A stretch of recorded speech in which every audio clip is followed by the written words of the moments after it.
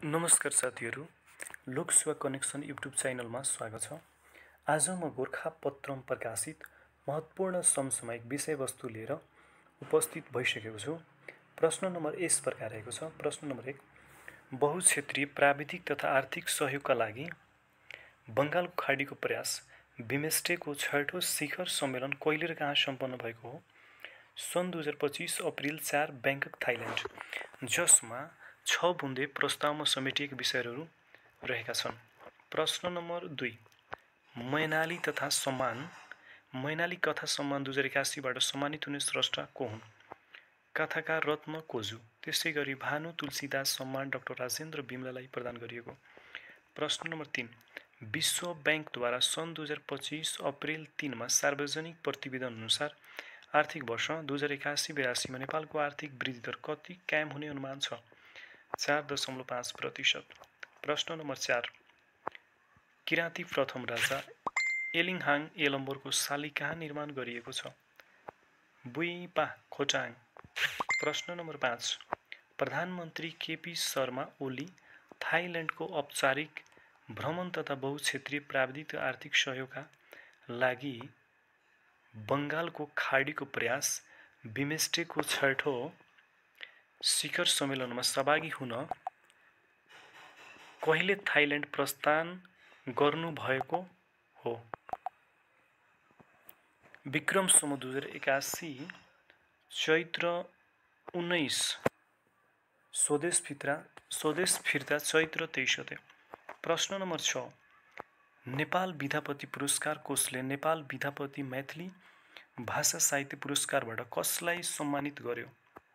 मैथिली विकास कोष र प्राध्यापक भोला झा। प्रश्न नम्बर 7, नवनिर्मित धरहरा अस्थायी रूपमा कहिलेदेखि सञ्चालनमा आएको हो? विक्रम सम्वत 2081 असोज 3। विक्रम संविधान दिवसको अवसरमा पारी विक्रम सम्वत 2081 असोज 3 देखि अस्थायी रूपमा सञ्चालनमा आएको। विक्रम सम्वत 2081 भाद्र 27 को मन्त्री परिषद बैठकले सो सम्बन्धी निर्णय गरेको थियो।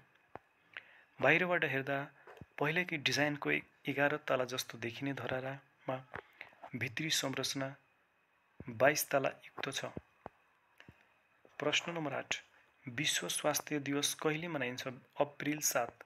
सन् 2025 को नारा हेल्दी बिगिनिङ होपफुल फ्युचर। प्रश्न नम्बर 9,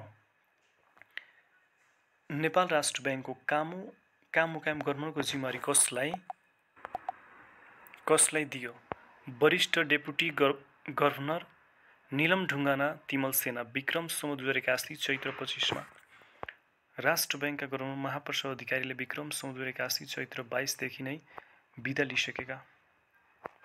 प्रश्न नम्बर 10, लेखा व्यवसायीहरूको 4थो राष्ट्रिय सम्मेलनका लागि तय गरिएको मिति कुन हो? विक्रम सम्वत 2081 चैत्र 26 र 27। सम्मेलनको नारा कर र सार्वजनिक वित्तीय व्यवस्थापनको आधुनिकीकरण मार्फत अर्थतन्त्रको रूपान्तरण। प्रश्न number 11, European union outdoor conservation association नामक संस्थाले प्रकाशन गरेको सूचीमा उत्कृष्ट 6मा पर्न सफल नेपाली परियोजना कुन हो? नेपाली वन कुकुर संरक्षण परियोजना, सन् 2025 मार्च। प्रश्न नम्बर 12, नेपाल र थाइल्यान्ड बीच सरकारी त गैर सरकारी क्षेत्रका 8 सम्झौता पत्रमा कहिले हस्ताक्षर भएको हो? सन् 2025 अप्रिल 2। बिमस्टेकको 6औं शिखर सम्मेलनका क्रममा प्रधानमन्त्री केपी शर्मा ओली र थाइल्यान्डका समकक्षी पेटो हङटान शिवानात्राको उपस्थितिमा दुई देशका सरकारी र गैर सरकारी पक्षबीच सम्झौतामा हस्ताक्षर भएको।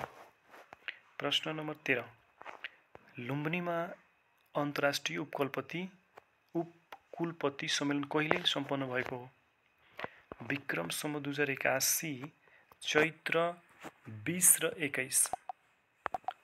प्रश्न नम्बर 14, जापानले भविष्यमा आउन सक्ने संक्रामक रोगबाट बच्ने तयारीका लागि नयाँ अनुसन्धान संस्थाको स्थापना कहिले गरेको हो?